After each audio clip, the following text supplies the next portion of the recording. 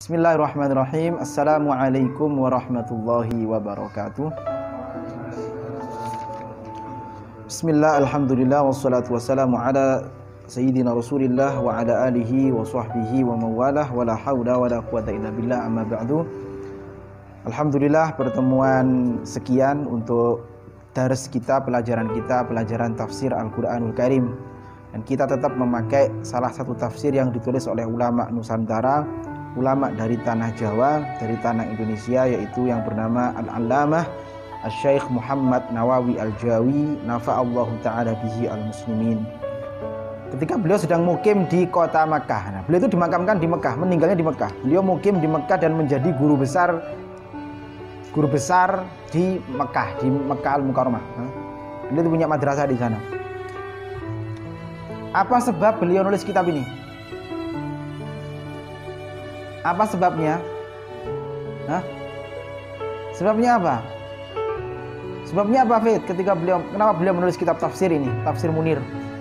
Sebabnya adalah thalaba minni. Nah, itu beliau minta santri-santrinya itu minta, "Syekh, tolong tuliskanlah tafsir Al-Qur'an yang bisa kami pahami makna Al-Qur'an." Karena orang ngapalin Qur'an tok itu enggak cukup. Harus baca tafsirnya. Maka beliau menulis kitab ini atas permintaan santri-santrinya, murid-muridnya. Lalu ditulislah kitab tafsir ini, Tafsir Munir ini. Dikumpulkan dari 1, 2, 4, 5, 6. Dari 1, 2, 3, 4 kitab tafsir, kitab besar. Tapi di samping kitab tafsir yang 4 itu, yang besar, Mafatihul Ghaib punyanya Fakhrul Razi, Al-Futuhat Al-Ilahiyah punyanya Syekh Jamal. Kemudian As-Sirajul Munir punyanya siapa namanya? Khatib Asyarbini. Tanwirul Mikbas punyanya bukan punya Ibnu Abbas, tapi dia ini kumpulan perkataan Ibnu Abbas yang dikumpulkan oleh Fairuz Abadi. Nah, ya. Tapi untuk penisbatannya kepada Ibnu Abbas masih banyak perbedaan pendapat para ulama. Kemudian ada tafsir Abi Su'ud. Di samping itu ada banyak tafsir juga yang ditulis oleh beliau di sini. Tafsir artinya sumbernya tidak disebutkan. Ada dari tafsir Ibnu Katsir, ada tafsir Qurtubi, Tobari, Al-Kasyaf, Zamakhsyari. Banyak ditulis ini, tapi tidak beliau cantumkan. Al-Kasyaf itu Zamakhsyari, seorang ahli tafsir yang bermadhab Mu'tazilah. Al-Kasyaf tahu Mu'tazilah? Pernah dengar? Mu'tazilah dia. Dia ini ulama yang memuji karyanya dia sendiri. Tidak ada seorang ulama yang memuji karyanya sendiri selain Zamakhsyari. Dia memuji karyanya sendiri. Jadi dia itu pede, dia itu paling bangga dengan karyanya sendiri. Dalam sebuah syair dia menuliskan kayak gini. Inna tafasira fid dunya bila adadi wa laysa fiha li umri mithlaka syafi. In kunta tabghil huda falzim qira'atahu fal jahlu kadda'i wal kasyafu kasyafi. Paham? Kitab tafsir di dunia itu banyak. Kitab tafsir itu lek dikumpulkan itu sak begi ini enggak muat kitab tafsir aja. Kitab tafsir yang jumlahnya 36 jilid. Ada kapan itu enggak akan selesai gitu membaca. Ada yang jumlahnya 400 jilid. Ya Allah, ada yang jumlahnya 20, 30. Nah, tidak terhitung jumlahnya. Falaisa fiha li umri mithlaka syafi. Seumur hidupku itu tidak pernah melihat tafsir yang sehebat Al-Kasyaf. Tafsirnya dia itu Al-Kasyaf, namanya Al-Kasyaf. Tafsirnya siapa? Al-Imam Zamakhsyari. Zamakhsyari punya tafsir Al-Kasyaf, ya. Falaisa fiha li umri mithlaka syafi. Seumur hidupku aku tidak pernah melihat tafsir Kasyaf. In kunta tabghil huda falzim qira'atahu. Kalau kau ingin petunjuk Al-Qur'an, maka dawamlah, istiqomahlah membaca kitab tafsirku ini, Tafsir Kasyaf. Al-jahlu kadai. Jadi bodoh itu seperti seperti penyakit. Kebodohan itu seperti penyakit. Wal kasyafu, dan kitab kasyafku ini adalah kasyafi, seperti obat. Jadi kebodohan itu adalah penyakit, sedangkan kitab kasyafku adalah sebagai obatnya. Namun kitab kasyaf itu banyak sekali jebakan-jebakan yang akan membawa kita kepada madhab Mu'tazilah. Makanya kalau membaca tafsir Al-Kasyaf harus satu ada gurunya, yang kedua kita sudah paham jebakan-jebakan daripada Imam Al-Kasyaf dan Zamakhsyari. Namun satu-satunya tafsir secara bahasa lughawi yang jadi rujukan oleh ulama sekarang, mulai dulu sampai sekarang tidak ada yang menandingi daripada Al-Kasyaf. Beliau orang Mu'tazilah. Tahu Mu'tazilah? Hah? Iya, mengandalkan rasional. Nah, dia itu orang yang mengandalkan akal. Al-Kasyaf. Saya senang baca tafsirnya Zamakhsyari, tapi tidak ikut alirannya. Bismillahirrahmanirrahim. Sampai mana kita kemarin? Oke, dari mana ya? Surat Al-Baqarah diturunkan di mana? Di mana? Madaniyah, kecuali satu ayat. Di mana ayatnya? Oke. Wattaqu yawman turja'una fihi ila Allah, tsumma tuwaffa kullu nafsin ma kasabat wa hum la yuzlamun. Itu ayatnya turun di Madinah, di Makkah dia. Ketika Rasul haji wada, nah itu turun ayat itu. Ayat wattaqu yawman turja'una fihi ila Allah. Kata para ulama, ayat Al-Qur'an yang paling terakhir turun adalah ayat ini. Bukan al-yauma akmaltu lakum dinakum wa atmamtu 'alaikum ni'mati wa raditu lakum Islam dinan. Baik. Ada dua ya kitab tafsir yang sama saya. Ini tafsir Munir juga. Ini ada 20 jilid di rumah. Mahal harganya. Dan ini tafsir Munir, ini juga Munir. Bedanya apa? Kalau yang ini tafsir Munir ini ditulis oleh ulama modern kontemporer, yaitu Syekh Wahbah Zuhaili, sudah meninggal beliau, orang Syria. Kita paling bagus. Ini juga tafsir Munir. Sama-sama Munir tapi berbeda pengarang. Nanti kalau ada yang mengatakan tafsir Munir, Munir yang mana? Munir yang Wahbah Zuhaili ataukah Munir yang Imam Nawawi? Alif Lam Mim itu ada dua makna ya akhi. Dan huruf-huruf yang sama seperti Alif Lam Mim. Alif Lam Mim, Alif Lam Ra, Tha, Nun. Itu ada dua pendapat para ulama. Kenapa kok berbeda pendapat? Karena tidak ada keterangan dari Rasulullah ataupun para sahabat yang menafsirkan ini. Gak ada. Orang Arab itu sudah nggak nanya kayak gini. Apa maknanya Alif Lam Mim? Apa maknanya Tha? Apa maknanya Alif Lam Ra? Apa maknanya Yasin? Nggak tanya.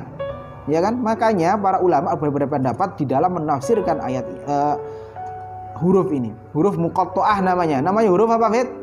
Huruf muqatta'ah. Huruf muqatta'ah itu hati-hati kalau baca. Yang bacanya itu kalau yang hayyun tahura terdiri dari huruf ha ya ta ha ra dibaca apa? Maqtabi'i harfi, dua huruf, dua harakat saja. Namun kalau yang terdiri naqasu asalukum atau naqasu asalukum dibaca 6 harakat. Nah, ingat itu 6 harakat. Jenengnya mat apa Zal? Masyaallah. Mat lazim, musaqqal atau mat lazim mukhaffaf. Subhanallah. 6 harakat ya akhi. Lupa itu ya kan. Yang pertama pendapat para ulama adalah tidak bisa atau tidak ada yang tahu maknanya kecuali Allah Subhanahu wa taala. Karena itu huruf-huruf tersebut termasuk ayat-ayat yang mutasyabihat. La ya'rifu ma'naha illallah. Tidak tahu artinya kecuali Allah Subhanahu wa taala. Nah, itu tuh. Yang kedua adalah pendapat para ulama adalah ayat ini atau huruf-huruf ini maknanya adalah tantangan Allah Subhanahu wa taala kepada orang-orang Quraisy ya, yang menjadi ahli bahasa, sastrawan, pujangga tingkat tinggi. Nah, pujangga ini siapa? Orang-orang sastra ini, orang-orang yang paham bahasa Arab, ketika mereka tahu Alif Lam Mim, mendengar Alif Lam Mim, Kaf Ha Ya Ain Shad, mereka itu jadi apa? Kepo bahasa kita. Kepo bahasa kita itu kepo. Jadi ingin tahu apa sih yang diucapkan oleh Muhammad itu. Kaf Ha Ya Ain Shad. Sebelumnya tidak pernah ada orang mengucapkan kalimat-kalimat kayak gitu.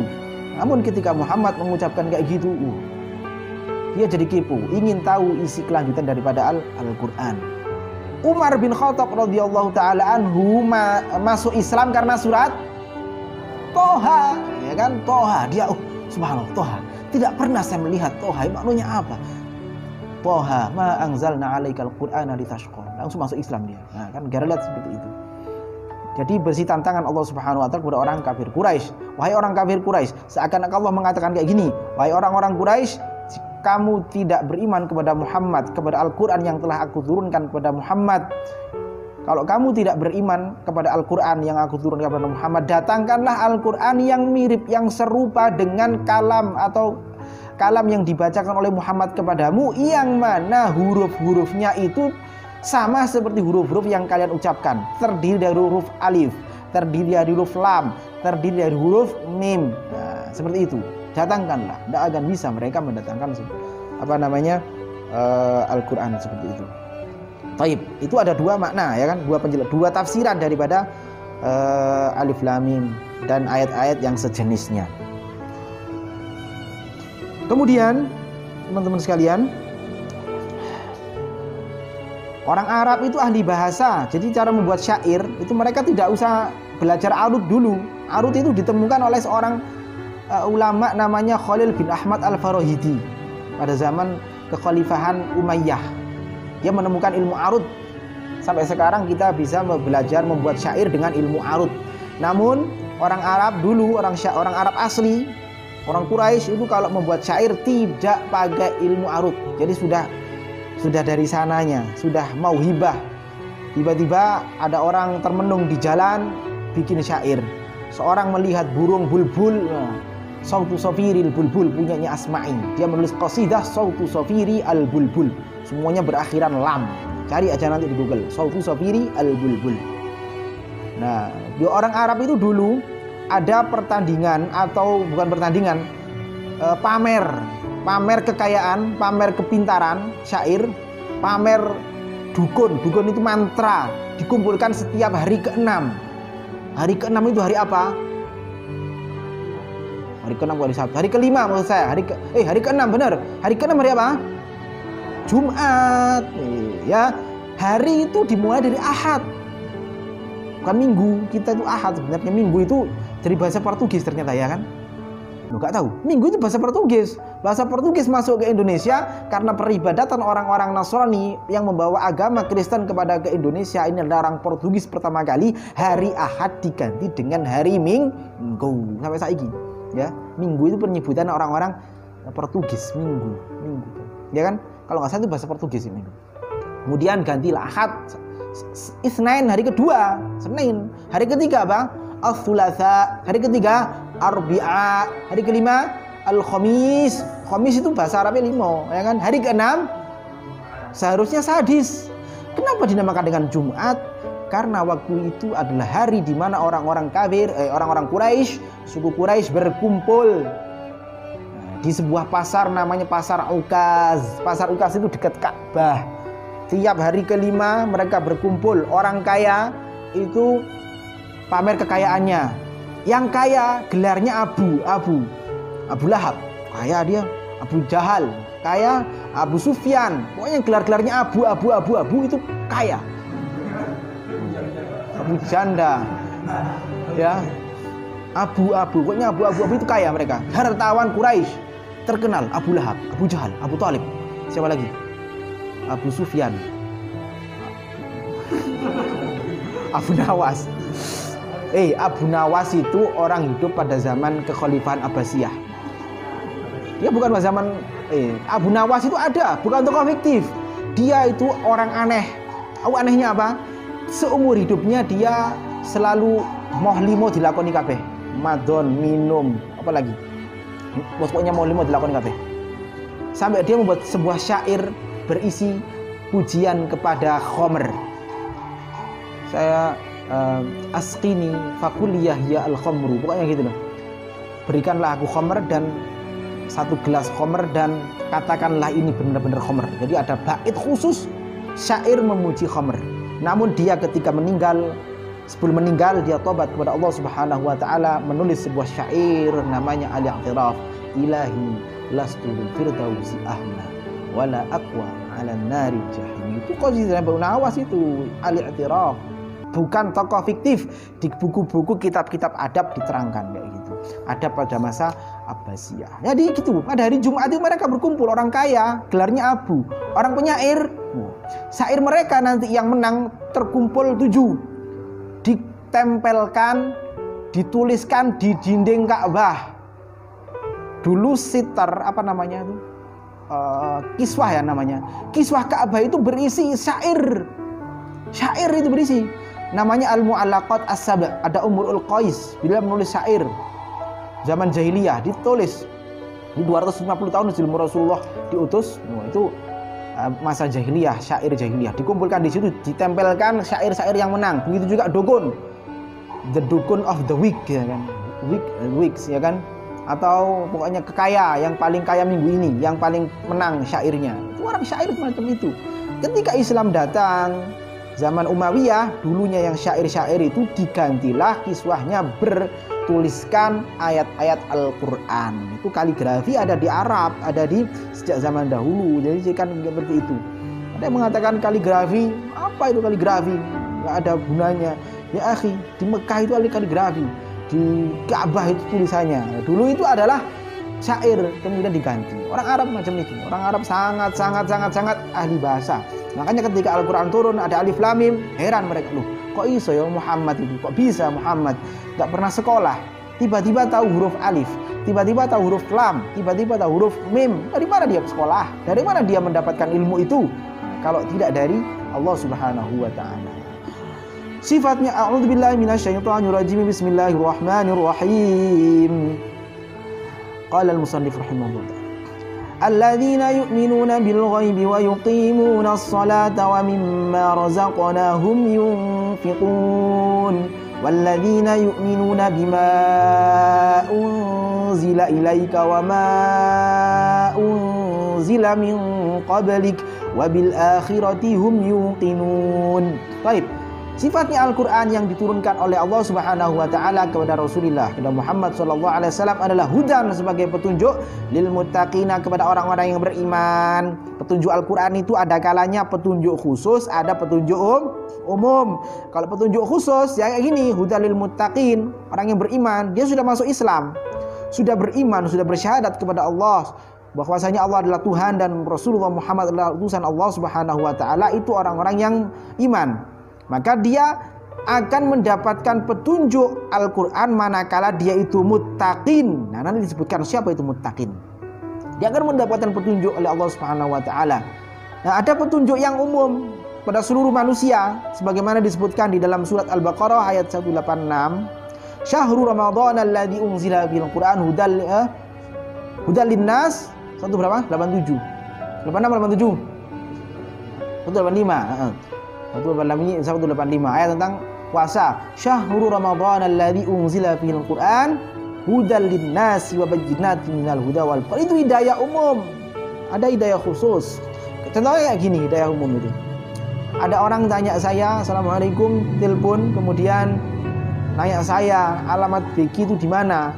Saya tunjukkan alamatnya itu ini. Kalau hidayah khusus, orang termasuk keluarga saya kenal dia dengan baik, keluarga akribah saya, lalu dia telepon ke saya minta mana Beki, lalu orang itu saya antarkan, tidak saya tunjukkan ini, tapi saya antarkan ke tempatnya. Nah, itu namanya hidayah khusus. Itu cara memudahkan memahami hidayah umum dan hidayah khusus. Orang hidayah umum cuma dikasih tahu saja, ya kan? Kalau hidayah khusus diantarkan sampai tempatnya, itu hidayah khusus. Orang muttaqin kayak gitu. Siapa dia orang muttaqin? Yaitu alladzina, orang-orang yu'minuna, beriman. Siapa alladzina? Bil ghaibi, kepada hal-hal yang ghaib. Ghaib itu samar, tidak bisa dilihat oleh mata. Orang itu dilihat oleh mata. Apa? Ghaib itu nggak bisa dilihat oleh mata. Ghaib itu. Inilah subhanallah ya akhi, Quran itu memang benar-benar dari Allah Subhanahu wa taala. Buktinya apa? Pendahuluan mukadimahnya langsung mau berbicara tentang ghaib. Siapa orang beriman, orang muttaqin itu orang yang beriman kepada sing ghaib, sing gak tampak mata. Kenapa? Nanti di dalam Al-Quran itu bercerita selalu tentang hal-hal yang ghaib, hal-hal yang tidak bisa ditampakkan, dilihat oleh mata. Ayo, mati, kiamat, kebangkitan, siksa kubur, terus neraka, surga, Allah Subhanahu wa taala, malaikat, jin, itu ghaib. Itu percaya Pak Dewi. Makanya ketika ada orang mengatakan, mohon maaf ya saya tidak sebutkan namanya, mengatakan kayak gini, ada orang-orang yang sok tahu tentang hal yang akan datang, meramal masa depan. Loh, ya akhi, kita itu tidak meramal, cuman di Quran ini disebutkan kayak gitu. Percaya enggak awake dhewe? Kalau kita tidak percaya kepada yang ghaib, kafir awake dhewe. Naudzubillah, tsumma naudzubillah. Jangan mengatakan seperti itu. Kok sok tahu kamu kematian? kayak pernah mati aja. Ya, kamu kok tahu akhirat? Kok tahu sok tahu kayak gini, kehidupan di akhirat kayak gini, neraka kayak gini, surga kayak gini. Kamu sok tahu, ya kan kayak gitu. Kalau kita tidak percaya kepada hal yang demikian, laqad kafar, telah menjadi kafir. Kenapa? Ya, mungkin pertama dijelaskan oleh Allah adalah alladzina yu'minuna bil ghaib. Percaya sing enggak tampak mata, tidak tampak oleh mata, itu ghaib. Allah Subhanahu wa taala itu ghaib, tidak dilihat oleh mata. Malaikat, jin, surga, neraka, mati, tidak bisa dilihat. Hah? Apa? Jodoh, enggak ghaib dia. Ai yusaddiquna, maksudnya adalah membenarkan, yusaddiquna membenarkan, bima dengan apa-apa, ghaba yang samar apa-apa, anhum dari alladzina, anhum dari orang-orang itu, ya. Kalau pengen memaknai kitab ini, enggak punya kitabnya, enggak dikasih. Belajar cara baca ini ya, ini untuk membaca enak. Saya kasih tahu, elek belajar nahwu shorof, prakteknya dik gini, enak. Ya temen, ini pakai ini aja. Saya punya di rumah, tidak saya bawa. Ya, pakai ini, pakai pulpen yang modelnya punyanya Fauzi, di tag kecil, dikasih bahasa Indonesia, artinya kecil gitu ya kan. Kasih harokat kalau nggak bisa. Ya, ai maksudnya, ai itu adalah jumlah tafsiriyah, apa huruf yang sifatnya menafsirkan. Ai yusaddiquna membenarkan, yusaddiquna membenarkan siapa alladzina, yaitu orang-orang yang membenarkan, bima dengan apa-apa, ghaba yang samar apa-ma, anhum dari alladzina. Jadi mereka membenarkan sesuatu yang samar, tidak bisa dilihat oleh mata mereka. Minal jannati bayane saking surga, dari surga, berita tentang surga. Ya Allah, surga itu nikmat kayak gini. Kita cuma sebatas ngomong aja. Kenikmatan surga tidak bisa dibayangkan oleh mata. Tidak bisa dibayangkan, tidak bisa tidak pernah dilihat oleh mata, tidak pernah dilihat oleh mala yaqtur biqalbi bashar, tidak pernah ada di dalam lintasan pikiran kita. Itu tidak pernah. Itu nikmat surga. Begitu juga siksa neraka.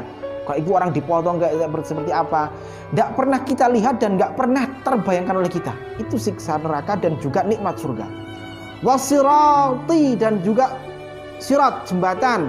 Oke ya, kalau ada min di awalnya, minal jannati, terus ada wawu, ini namanya wawu atof. Wawu atof itu kalimat setelahnya harus sama dengan maktuf yang sebelumnya. Kalau yang sebelumnya dibaca jer, ya setelahnya dibaca jer. Minal jannati wan nari wasirati wal mizani wal ba'thi wal hisabi wa ghairi dzalika. Jadi nggak boleh dibaca wa ghairu dzalika, nggak boleh. Begitu juga ini wal mizani, nggak boleh dibaca wal mizana, ya bet ya. Wal mizanu nggak boleh. Sebab apa? Dia diatofkan kepada minal jannati, dari surga, wan nari dan neraka, wasirati dan jembatan. Jembatan itu nanti, masya Allah, semoga kita aman ya. Jembatan ketika mau di bawahnya itu neraka, ya Allah. Itu tergantung dengan amalnya masing-masing. Wal mizani, dan timbangan amal. Timbangan bentuknya seperti apa tidak bisa dibayangkan, karena itu adalah hal yang gaib.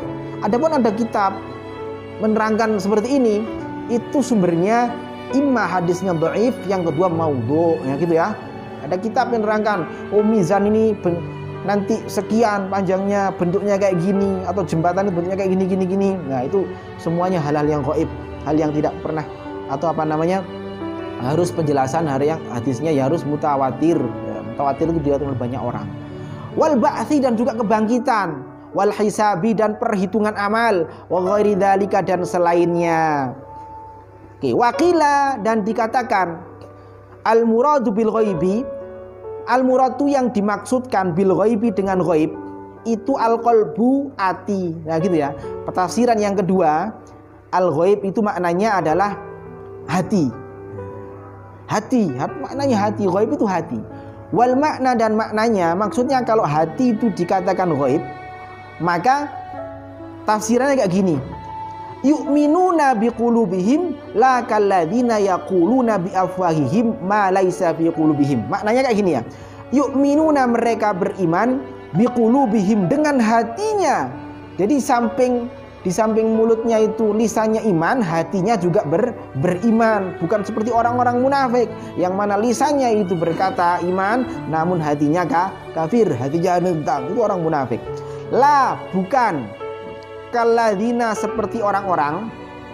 Alladzina itu maknanya orang-orang ya. Nanti kalau ketemu lagi di dalam selanjutnya juga gak usah dimaknai. Wis alladzina orang-orang.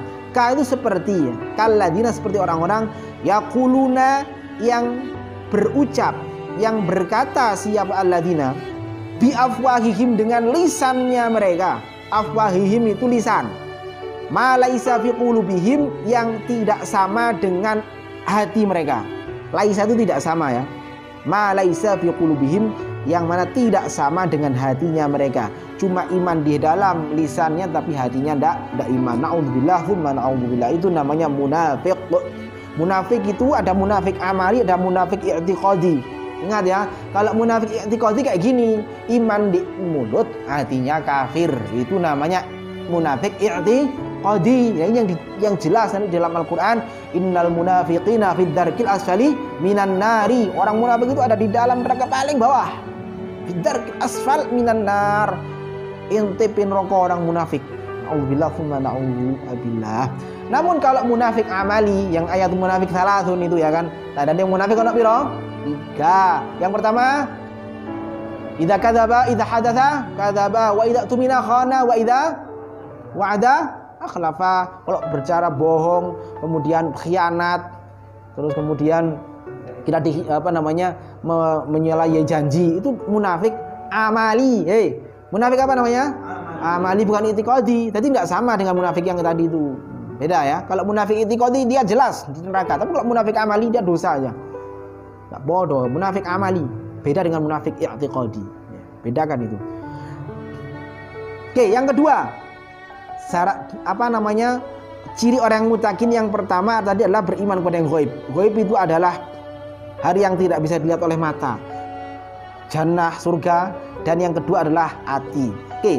Yang kedua adalah yuqimuna sholata wa yuqimuna, dan mendirikan siapa alladzina. Alladzina itu orang-orang ya as-sholata kepada sholat. As-sholata ing sholat. As-sholat itu jadi maf'ul bihi. Maf'ul bihi alamatnya apa, Fit?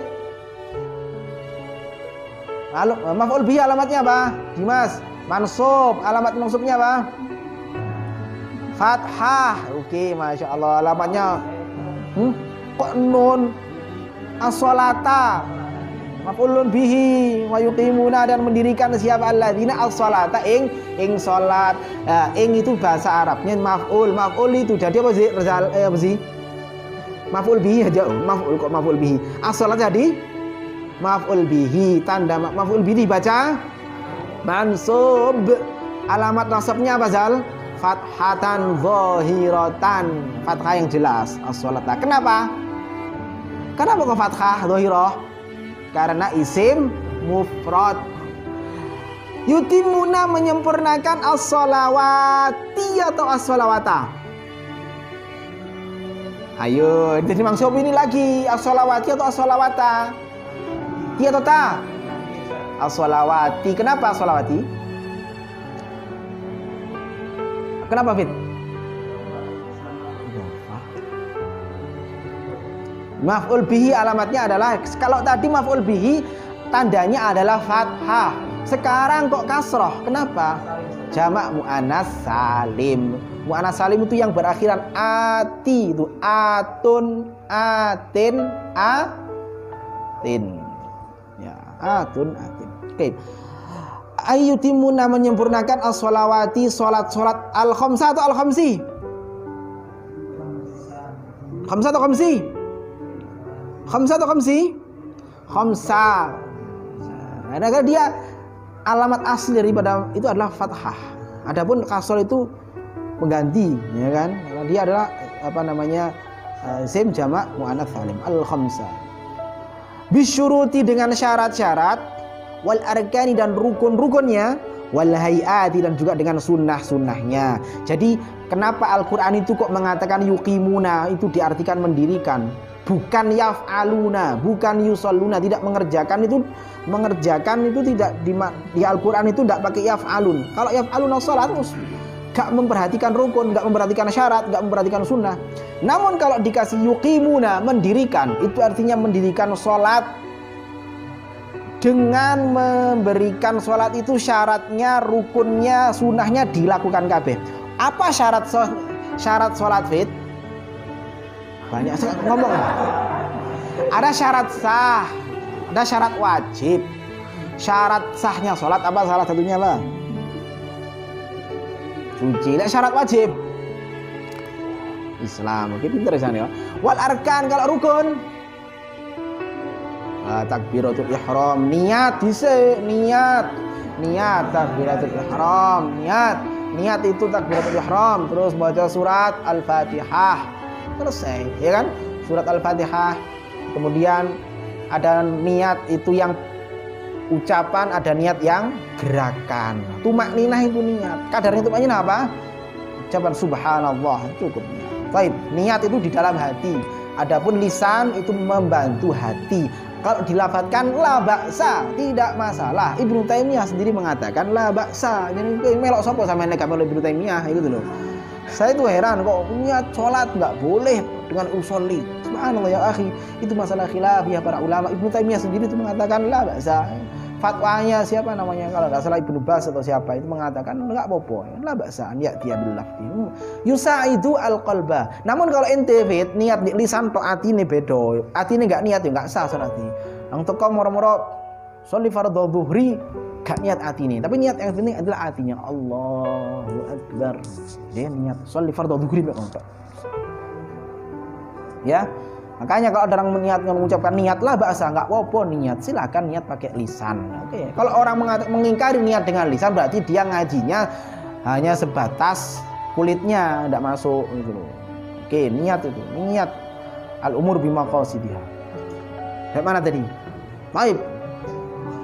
Wa mimma, dan dari apa-apa rozakna yang memberikan rezeki siapa kita, hum kepada alladzina yungfikuna, mereka menafkahkan rezeki itu.